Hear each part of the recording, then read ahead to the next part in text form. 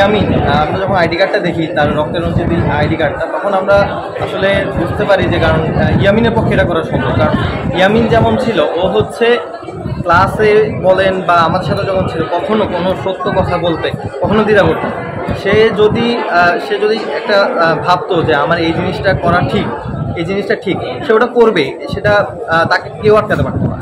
তো তার এই যে মনোভাব, এটা আমরা জানতাম এবং এতে আমরা বুঝতে পারি যে আসলে সে কতটা আমাদের আন্দোলনের প্রতি ছিল, বৈষম্য বিরোধী আন্দোলনের জন্য। আমরা যখন জানতে পারি যে সে এপিসির উপরে তাকে পুলিশ গুলি করে, তখন আমরা আসলে খুবই ভেঙে পড়ি এবং তার পরিবারের সাথে আমাদের কথা হয়, তারা খুবই ভেঙে পড়ে এবং সে তার যে শহীদ মৃত্যু, সেটা ছিল পুরো বৈষম্য বিরোধী ছাত্র আন্দোলনের একটা চালিকা শক্তি বলা যায়। সে ছিল প্রথম সারির শহীদ। আমরা যেমন আবু সাঈদ মুগ্ধর কথা বলি, সেই তখনই কিন্তু সে মারা যায় 18 তারিখ, এবং এরপরে কিন্তু আন্দোলন অনেক বেগবান হয়।